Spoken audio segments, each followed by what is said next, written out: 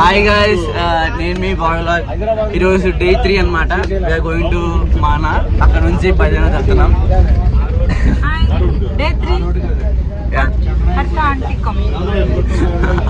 So మొత్తం మా troupe అంతా రెడీ అయిపోయి మేమైతే ఇప్పుడు వెళ్ళిపోతున్నాం. ఫస్ట్ ఇప్పుడు మానాకి వెళ్తాము.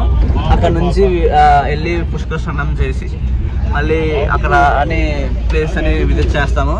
దాని తర్వాత తెలిసి వెయిట్. నేను మీ బాయ్ వ్లాగ్. సో ఈరోజు డే 3 అనమాట. అండ్ మేము వచ్చేసి నైట్ వచ్చాము జోషిమఠ్కి. ఇది మా రూమ్, కాటేజ్ యాక్చువల్లీ. చూపిస్తే ఎలా ఉంటుందో వెయిట్ చేయండి. సో ఇదన్నమాట మా కాటేజ్, చిన్మయ్య. యా, ఇది డ్రెస్సింగ్ టేబుల్. నైట్ -2 ఉంది. వ్యూ పాయింట్ చాలా బాగుంది. So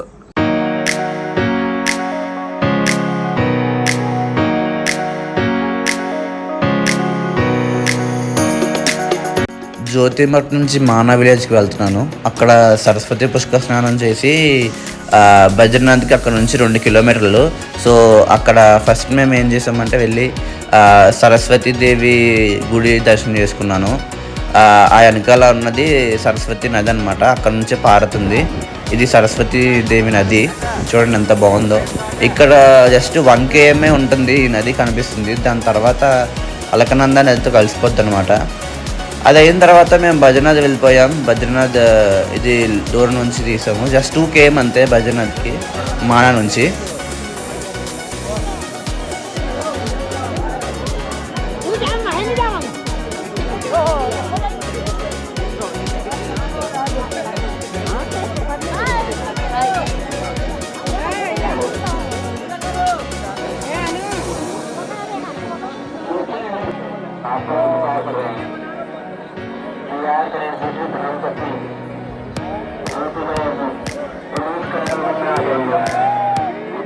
hello